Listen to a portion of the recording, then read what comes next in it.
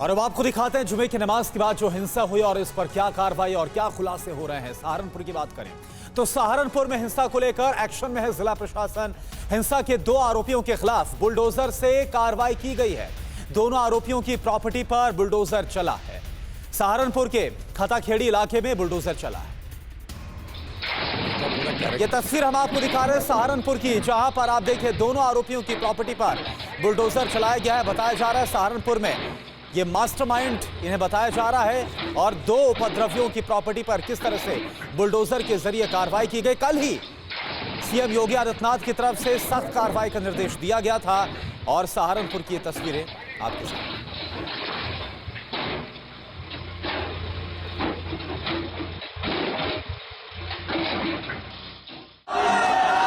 पत्थरबाजों की गैंग में नीली टोपी वाले कौन थे? धन के नाम पर साजिशन कोहराम मचाने वाले काले कपड़े में कौन थे? इन सवालों की वजह है सहारनपुर में मची हिंसा की वो तस्वीर जिसमें काले कपड़े और नीली टोपी वाले लोग दिख रहे हैं। पुलिस का कहना है कि इन्हीं लोगों ने माहौल खराब किया। एक बात और देखी गई थी कि ये चीज वायरल भी की जा रही कि कुछ नीली टोपी में और काले कुर्ते पजामे में लोग पहले इकट्ठा हुए थे 50 के करीब घंटा घर पर, और ये पूरा हंगामा उन्हीं के द्वारा शुरू किया गया। अपनी पॉकेट से उन्होंने अचानक से पैम्पलेट निकाले और वो लेकर नारेबाजी शुरू कर दी गई। तो क्या उन लोगों की भी पहचान पुलिस की तरफ से की जा रही है? उनमें से लगभग 15-16 लोग गिरफ्तार हो गए हैं, बाकी ऑलमोस्ट आइडेंटिफाई हो रहे हैं।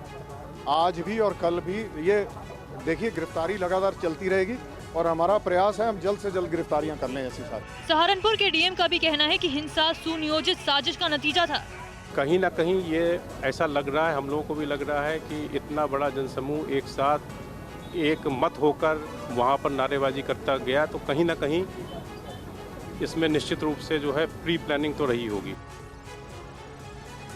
और वहीं कानपुर की बात की जाए तो कानपुर में हिंसा मामले में योगी सरकार की तरफ से बड़ा एक्शन लिया गया है। हिंसा के मास्टरमाइंड के ठिकानों पर बुलडोजर चला है। हयाज जफर के बिजनेस पार्टनर की बिल्डिंग पर बुलडोजर चला है। स्वरूप नगर की इमारत में साइलेंट पार्टनर है हयाज जफर हाशमी और अब इसकी इमारत पर बुलडोजर।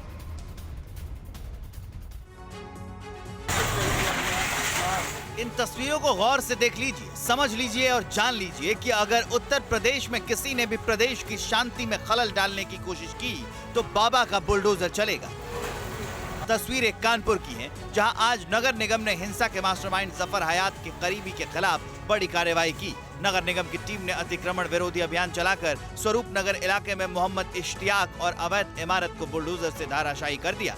जानकारी के मुताबिक मोहम्मद इश्तियाक की इस बिल्डिंग में आरोपी हयात जफर का पैसा लगा हुआ था। हिंसा के मुख्य आरोपी जफर हयात के ठिकाने पर बुलडोजर कार्रवाई को खाना पूर्ति बताया जा रहा है, क्योंकि अब सवाल पुलिस और केडीए पर उठ रहे हैं। दावा है कि दंगे के बाद पुलिस और केडीए को याद आया कि बिल्डिंग अवैध रूप से बनी हुई है। बता दें, कानपुर में मुस्लिम संगठनों ने 3 जून को बंद बुलाया था। मुस्लिम संगठन नूपुर शर्मा के कथित तौर पर पैगंबर मोहम्मद को लेकर दिए गए बयान का विरोध कर रहे थे। इस दौरान हिंसा फैल गई। पुलिस के मुताबिक इस मामले में अब तक 50 आरोपियों को गिरफ्तार किया जा चुका है। और देखिए इससे जुड़ी एक बड़ी खबर है। 3 जून यानी पिछले हफ्ते जब जुमे की नमाज के बाद कानपुर में हिंसा भड़की थी, अब इसमें एक और गिरफ्तारी की गई है। पुलिस ने पूर्व एसपी नेता निजाम कुरैशी को गिरफ्तार किया है। कानपुर हिंसा को लेकर अभी तक 56 उपद्रवी गिरफ्तार किए जा चुके हैं और अब ये ताजा गिरफ्तारी।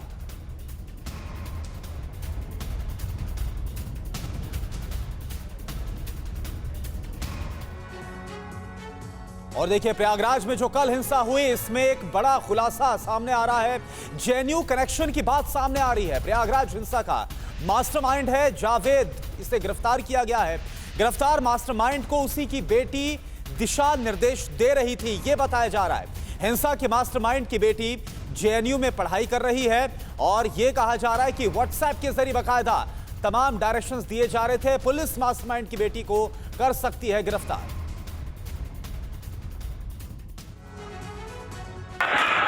प्रयागराज के अटाला में कल हुई हिंसा के मास्टरमाइंड को पुलिस ने गिरफ्तार कर लिया है। पुलिस हिरासत में आरोपी जावेद पंप को लेकर कई चौंकाने वाले खुलासे हुए हैं। पुलिस पूछताछ में हिंसा का जेएनयू कनेक्शन भी सामने आया है। पुलिस का दावा है कि इस हिंसा की प्लानिंग में आरोपी जावेद पंप की बेटी उसे निर्देश दे रही थी। जावेद की बेटी दिल्ली के जेएनयू यूनिवर्सिटी में पढ़ाई करती है। अभी तक की जो गिरफ्तारियां हुई हैं, जो हिरासत में लिए गए हैं, उसमें मोहम्मद जावेद उर्फ जावेद पंप का नाम सामने आया है, जो करेली इलाके का रहने वाला है। इसकी एक बेटी जेएनयू में पढ़ती है। सबूतों के आधार पर मेरिट पे कार्रवाई होगी, किसी भी बेकसूर पे कार्रवाई नहीं होगी। जानकारी के मुताबिक प्रयागराज पुलिस इस संबंध में दिल्ली पुलिस से बात कर सकती है। माना जा रहा है कि इस खुलासे के आधार पर पुलिस जावेद की बेटी को गिरफ्तार भी कर सकती है। पुलिस ने बताया कि हिंसा के आरोपियों में जावेद पंप के साथ सैफ, कैफ और फैजान पठान सबसे बड़े मास्टरमाइंड हैं। हिंसा के इस मामले में AIMIM के जिला अध्यक्ष से भी पूछताछ हो सकती है। बता दें कि इस मामले में अब तक 29 गंभीर धाराओं में मुकदमा दर्ज हुआ है। 68 लोगों की गिरफ्तारी हुई है, जबकि 5000 अज्ञात लोगों के खिलाफ मामले दर्ज हैं। और देखिए, मुरादाबाद की बात करें तो शुक्रवार को जुमे की नमाज के बाद मुरादाबाद में हुई हिंसा पर भी लगातार कार्रवाई की जा रही है। वहीं मुरादाबाद से समाजवादी पार्टी के सांसद डॉक्टर ST हसन ने हिंसा के लिए सरकार को जिम्मेदार ठहराया है। ऐसा अंदाज हो रहा था और यूपी भी पूरा अलर्ट पे था। मेमोरेंडम हमने इमाम साहब ने और लोगों ने एक दिन पहले मगरिब की नमाज के बाद दे दिया था, इसी खदशे को देखते हुए कि कहीं कोई हंगामा आराई ना हो, बेकसूर लोग ना फंसें, गोली ना चले, लोगों की जानें ना जाएं। ये कदम उठाया और इस वक्त नमाज के बाद ये ऐलान कर दिया गया था कि आप लोग खामोशी से अपने अपने घरों को चले जाइए, कोई नमाज के बाद ना रुके। लेकिन क्योंकि मामला इतना जज्बाती था और सरकार की सबसे बड़ी गलती इसके अंदर यही है कि अगर सरकार वक्त रहते कदम उठा लेती और इन दोनों लोगों को जेल भेज देती, नुपुर शर्मा को और जिंदल को, तो ये सब कुछ नहीं होता हिंदुस्तान में। जो कल तमाम दुनिया में हमारी बेइज्जती हुई, ये सब कुछ नहीं होता। सरकार इसकी खुद जिम्मेदार है। अड़ी सोमवार से शुक्रवार शाम 6 बजे सिर्फ TV9 भारतवर्ष पर।